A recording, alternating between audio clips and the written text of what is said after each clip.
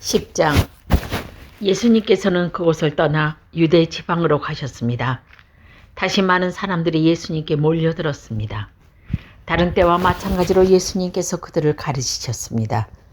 몇몇 바리새파 사람들이 예수님께 와서 예수님을 시험하려고 물었습니다. 사람이 아내와 이혼하는 것이 옳습니까? 예수님께서 대답하셨습니다. 모세가 너에게 어떻게 명령하였느냐? 그들이 말했습니다. 모세는 남자가 이혼 증서를 써준 다음에 여자를 보내라고 허락하셨습니다. 예수님께서 말씀하셨습니다. 너희의 마음이 굳어 있어서 모세가 이런 명령을 썼다. 그러나 하나님께서 세상을 만드실 때부터 남자와 여자를 만드셨다.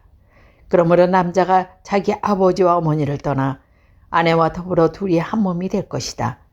따라서 더 이상 둘이 아니라 한 몸이다. 그러므로 하나님께서 하나로 만드신 것을 사람이 가르지 마라. 제자들이 집에서 예수님의 이혼에 대해 다시 물었습니다. 예수님께서 대답했습니다. 자기 아내를 버리고 다른 여자와 결혼하는 사람은 간음죄를 짓는 것이다. 자기의 남편을 버리고 다른 남자와 결혼하는 여자 또한 간음죄를 짓는 것이다. 사람들이 자기 아이들을 데리고 예수님께 와서 어루만져 주시기를 원했습니다. 그러나 제자들이 이들을 꾸짖었습니다. 예수님께서 이것을 보시고 노하시며 제자들에게 이렇게 말씀하셨습니다. 어린아이들이 내게로 오게 놔두어라. 그들을 막지 마라. 하나님의 나라는 이런 어린아이와 같은 사람들의 것이다. 내가 너에게 진정으로 말한다. 어린아이처럼 하나님 나라를 받아들이지 않는 사람은 결코 그것에 들어가지 못할 것이다.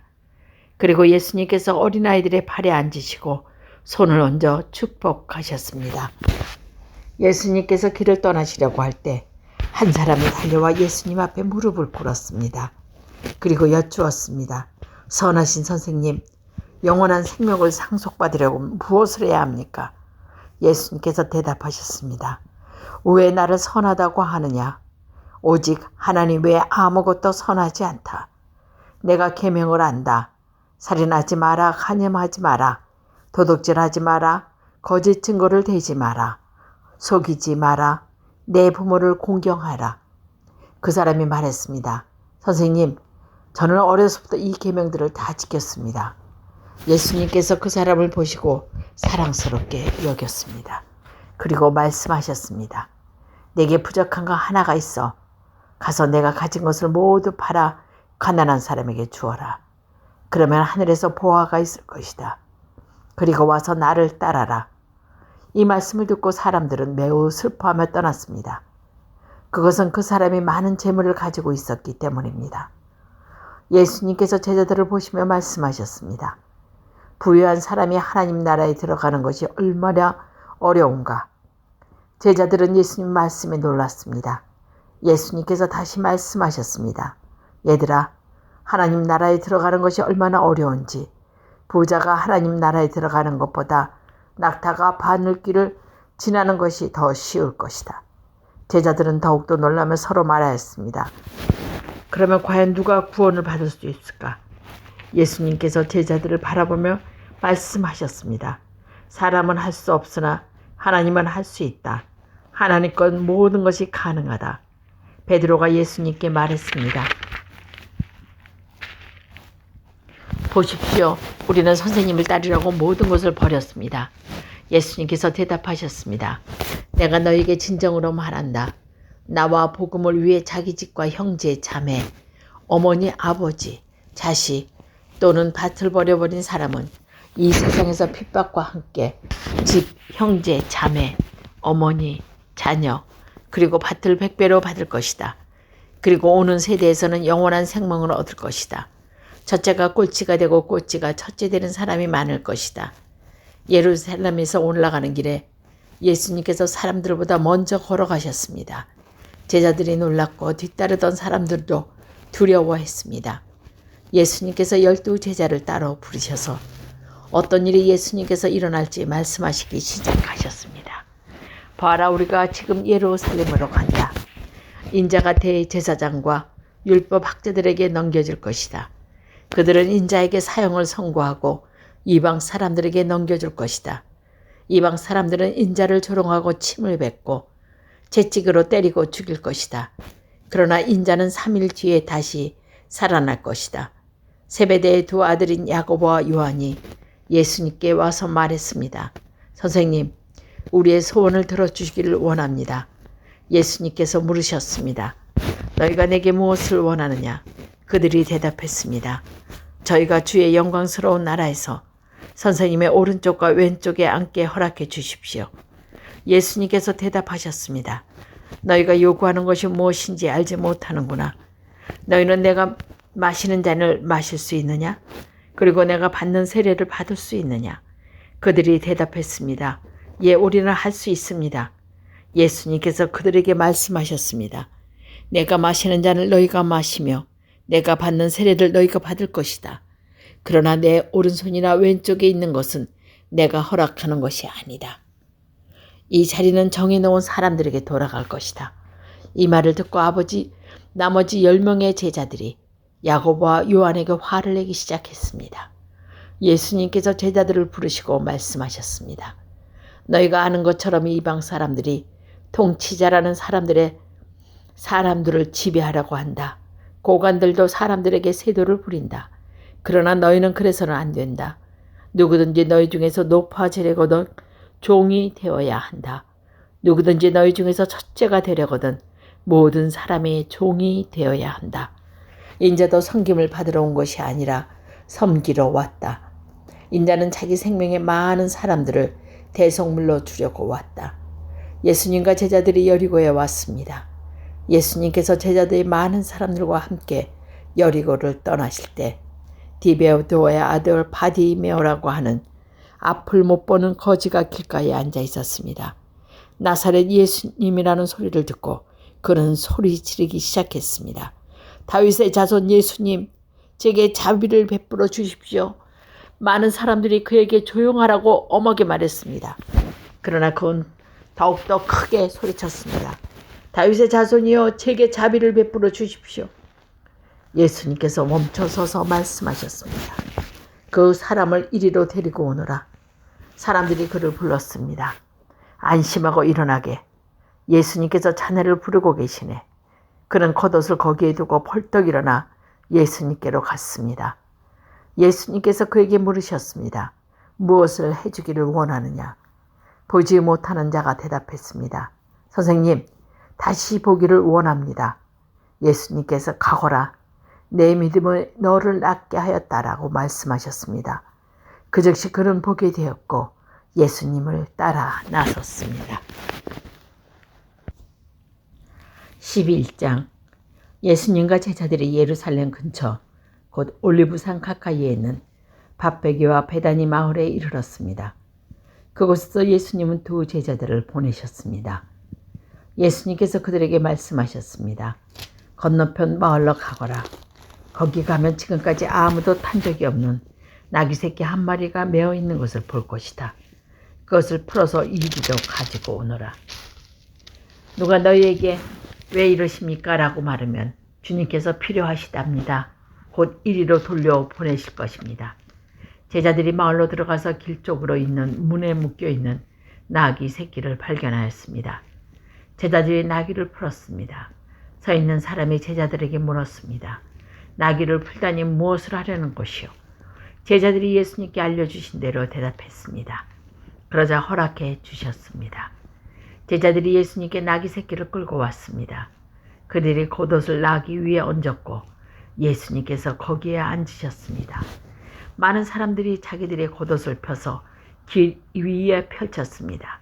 어떤 사람들은 들에서 꺾은 나무가지를 펼쳤습니다. 예수님은 앞으로 걸어가던 사람들과 뒤에서 따라가던 사람들이 소리를 쳤습니다. 호산나, 주님의 이름으로 오시는 이가 복이 있다. 다가오는 우리 조상 다윗의 나라가 복이 있다. 가장 높은 곳에서 호산나. 예수님께서 예루살렘에 가셔서 성전으로 들어가셨습니다. 그리고 모든 것을 둘러보신 후 날이 이미 저물었기 때문에 12 제자들과 함께 베다니로 돌아가셨습니다. 이튿날 예수님과 제자들이 베다니에서 출발하여 오는 길에 예수님께서 배고픔을 느끼셨습니다. 멀리서 잎이 무성한 무화과 나무를 보시고 거기에 열매를 얻으려고 다가가셨습니다.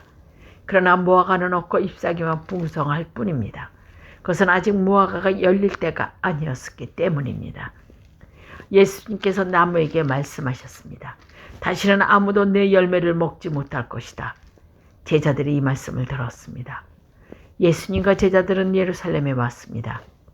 예수님께서 성전에 들어가셔서 성전에서 사고파는 사람들을 내쫓으셨습니다. 그리고 돈 받고 주는 사람들과 책상과 비둘기 파는 사람들 자리를 뒤엎으셨습니다. 예수님께서 그 누구도 물건을 가지고 성전 뜰을 가로질러 가지 못하게 하였습니다. 그리고 사람들을 가르치셨습니다. 성경에 이렇게 쓰여 있다. 나의 집은 모든 민족이 기도하는 집이라고 불릴 것이다. 그런데 너희는 강도의 소굴로 바꾸었다. 대제사장들과 율법학자들이 이 소식을 들었습니다. 그들은 예수님을 죽일 방법을 찾기 시작했습니다. 그것은 사람들이 예수님의 가르침에 놀라워하므로 그들이 예수님을 두려워하기 때문입니다. 밤이 되자 예수님과 제자들은 성을 떠났습니다. 아침이 지나가자 제자들이 무화과 나무가 뿌리부터 말라버린 것을 보았습니다. 베드로가 생각이 나서 예수님께 말했습니다. 선생님 보십시오. 저주하던 무화과 나무가 말라 죽어 있었습니다. 예수님께서 대답했습니다. 하나님을 믿어라. 내가 너에게 진정으로 말한다. 누구든지 이 산을 향하여 뽑혀서 바다에 던져져라 하고 말하고 마음속에 아무 의심 없이 말한 대로 될 줄 믿으면 그대로 이루어질 것이다. 그러므로 내가 너에게 말한다. 너희가 기도하고 구한 모든 것을 받은 줄로 믿어라. 그러면 이루어질 것이다. 너희가 서서 기도할 때 다른 사람들과 원수된 일이 있으면 그를 용서하여라. 그래야 하늘에 계신 너희 아버지께서 너희의 죄를 용서하실 것이다. 예수님과 제자들이 다시 예루살렘에 갔습니다. 예수님께서 성전에서 거니실 때 대제사장들과 율법학자들과 장로들이 예수님께 왔습니다. 그들이 예수님께 말했습니다. 당신이 무슨 고난으로 이런 일을 하는 것이오? 누가 당신에게 이런 고난을 주셨소? 예수님께서 이들에게 대답하셨습니다. 내가 한 가지를 너희에게 묻겠다. 만일 나에게 대답하면 내가 무슨 고난으로 이런 일을 하는지 말해주겠다. 요한의 세리가 하늘로부터 온 것이 아니냐? 아니면 사람에게 온 것이냐? 대답해 보아라. 그들이 자기들끼리 의논하였습니다. 만일 우리가 하늘로부터 왔다고 하면 그가 어째서 너희를 요한을 믿지 않느냐고 말할 것이고 그렇다고 사람에게서 왔다고 할 수도 없지 않은가? 이들은 백성들을 두려워했습니다. 그것은 모든 사람들이 진정으로 요한을 예언자로 생각하고 있었기 때문입니다. 그래서 예수님께서 우리는 모르오 하고 대답했습니다. 예수님께도 그러면 나도 너희에게 내가 무슨 고난으로 그런 일을 하는지 말하지 않겠다라고 말씀하셨습니다. 12장 예수님께서는 비유로 사람들에게 말씀하기 시작하셨습니다. 어떤 사람이 포도밭을 가꾸었다. 그리고 주위를 담장을 치고 포도즙을 짤 궁둥이를 파고 망대를 세웠다. 그리고 포도밭을 농부에게 빌려 주었다. 그리고 여행을 떠났다. 때가 되자 주인은 농부들에게 종을 보내어 포도밭에서 난 자기 몫의 수확물을 가져오게 했다. 그러나 농부들은 그 종을 붙잡아 때린 후 빈손으로 쫓아버렸다. 다른 주인은 다른 종을 그들에게 보냈다. 그러자 그들은 그의 머리를 때리고 깔보고 업신여겼다. 다시 주인은 다른 종을 보냈다. 그러자 그들은 그 하인을 죽였다. 다른 많은 종들을 보냈지만 농부들은 때리기도 하고 죽이기도 하였다. 주인에게는 한 사람이 더 있는데 바로 그의 사랑하는 아들이었다. 결국 주인은 아들의 농부들에게 보내면서 말했다. 농부들이 내 아들을 종류종할 것이다. 그러나 농부들은 서로 말했다. 이 사람은 주인의 상속자이다. 어서 그를 죽이자. 그러면 유산이 우리의 것이 될 것이다. 농부들은 아들을 잡아다 죽인 후 포도밭으로 던져버렸다. 포도밭의 주인이 이제 어떻게 하겠느냐. 그는 포도밭에 가서 농부들을 다 죽이고 포도밭을 다른 농부에게 줄 것이다. 이런 성경 말씀을 읽어보지 못했느냐. 건축자들이 버린 돈이 집 모퉁이의 머릿돌이 되었다. 이는 주님께서 하신 일이다. 이것이 우리 눈에 놀랍지 않은가. 그들은 이 비유가 자기들을 빗대어 하는 것임을 알고 예수님을 체포하기를 원했습니다. 그리고 백성들을 두려워하여 예수님을 두고 떠나가 버렸습니다. 그들은 예수님의 말씀에서 트집을 잡았고 바리새파 사람들과 헤롯 당원 몇 명을 예수님께 보냈습니다. 그들이 와서 말했습니다. 선생님, 우리는 선생님께 진실한 분이시며 아무에게도 얽매이지 않으신다고 알고 있습니다. 선생님께서 아무도 부당하게 대하지 않으시고 하나님의 길을 진리로 가르치십니다. 가이사에게 세금을 내는 것이 옳습니까? 내지 않는 것이 옳습니까? 세금을 내야 합니다. 내지 말아야 합니까? 예수님께서는 이 사람들의 속셈을 하시고 말씀하셨습니다. 어째서 나를 시험하느냐? 데나리온 한 개를 가져와서 나에게 보여라. 그들이 은전 한 개를 가져왔습니다. 예수님께서 물으셨습니다. 이것은 누구의 얼굴이며 누구라고 쓰여 있는가? 그들이 대답했습니다. 가이사입니다. 예수님께서 그들에게 말씀하셨습니다. 가이사의 것은 가이사에게 주어라. 그리고 하나님의 것은 하나님께 바쳐라. 그들은 예수님 말씀에 놀랐습니다. 부활이 없다고 주장하는 사두개파 사람 몇 명이 예수님께 왔습니다. 그리고 예수님께 질문했습니다. 선생님, 모세는 형이 자식이 없어 아내만 남겨주고 죽으면 동생이 그 형수와 결혼하고 형을 위하여 자식을 낳아 주어라 하고 기록했습니다. 7 형제가 있는데 맏형이 결혼하고 자식이 없어 죽었습니다. 그래서 둘째가 형수와 결혼을 했을 때 역시 자식이 없어 죽었습니다. 셋째도 마찬가지였습니다. 7 형제 모두가 자식을 남기지 못했습니다. 나중에 여자도 죽었습니다. 그러면 다시 살아날 때 그 여자는 그들 중에 누구의 아내가 되겠습니까? 7 형제가 모두 그의 아내로 맞이했으니 말입니다. 예수님께서 대답하셨습니다. 너희가 성경도 모르고 하나님의 능력도 몰라서 잘못 생각하는 것이 아니냐? 사람들이 죽은 사람들 중에서 다시 살아날 때까지 장가도 가지 않고 시집도 가지 않는다. 그들은 마치 하늘에 있는 천사처럼 될 것이다. 죽은 사람이 다시 살아나는 것에 대해서는 모세와 책에 기록된 떨기나무 대목에서 하나님께서 모세에게 어떻게 말씀하셨는지 읽어보지 못하였느냐. 하나님께서 모세에게 나는 아브라함의 하나님, 이삭의 하나님, 그리고 야곱의 하나님이다라고 말씀하지 않았느냐. 하나님께서는 죽은 사람들의 하나님이 아니라 살아있는 사람들의 하나님이다. 너희가 크게 잘못 생각하고 있다. 율법학자 가운데 한 사람이 다가와서 논쟁하는 것을 들었습니다. 예수님께서 사두개파 사람들을 잘하는 것을 보고 그가 물었습니다. 모든 계명 중에 어떤 것이 가장 중요합니까? 예수님께서 대답하셨습니다. 가장 중요한 제목은 이것이다. 예루살렘에 들어라. 주 우리 하나님 한 분이시다. 내 모든 마음과 모든 영혼과 모든 뜻과 모든 힘을 다하여 주 너희 하나님을 사랑하여라. 2번째로 중요한 계명은 이것이다. 내 이웃을 내 몸과 같이 사랑하여라. 이 계명보다 더 중요한 계명은 없다. 율법학자가 예수님께 말했습니다. 옳습니다, 선생님. 하나님께서는 한 분이시고 그 외에는 다른 신이 없습니다. 모든 마음과 모든 지식과 모든 힘을 다하여 하나님을 사랑하고 이웃을 자기 자신처럼 사랑하는 것이 다른 모든 번제물과 희생제물보다 더 중요합니다. 예수님께서는 이 사람이 지혜롭게 대답하는 것을 보고 말씀하셨습니다. 너는 하늘나라에 가깝구나. 그들이 아무도 감히 예수님께 더 묻지 않았습니다. 예수님께서 성전에 가리키고 계실 때 이렇게 물었습니다. 어째서 율법학자들은 그리스도가 다윗의 자손이라고 말하느냐? 다윗 자손은 성령으로 이렇게 말하였습니다. 여호와께서 내 주님께서 말씀하셨다. 내가 내 원수들을 내 발 아래 굴복시킬 때까지 내 오른손에 앉아 있어라. 다윗 자신도 그리스도를 주님이라고 부른다. 그런데 어떻게 그리스도가 다윗의 자손이 되겠느냐? 많은 무리가 예수님의 말씀을 기쁘게 들었습니다. 예수님께서 가르치시면서 말씀하셨습니다. 율법학자들에 주의하여라. 이들은 긴 옷을 입고 걸어다니기를 좋아하고 장터에서 인사받기를 좋아한다. 이들은 회당에서 높은 자리를 좋아한다. 잔치에서도 웃자리를 좋아한다. 이들은 과부의 집을 삼키며 사람들에게 보이기 위해 길게 기도한다. 이런 사람들은 더 큰 심판을 받을 것이다.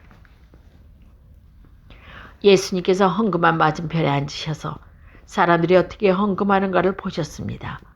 여러 명의 부자들이 많은 돈을 헌금했습니다. 가난한 가부가 와서 렙돈 동전 2개, 즉 한 고들란트를 넣었습니다. 예수님께서 제자들을 부르신 후 말씀하셨습니다. 내가 너에게 진정으로 말한다. 이 가난한 과부가 헌금함에 돈을 넣는 다른 모든 사람들보다 더 많이 헌금을 하였다.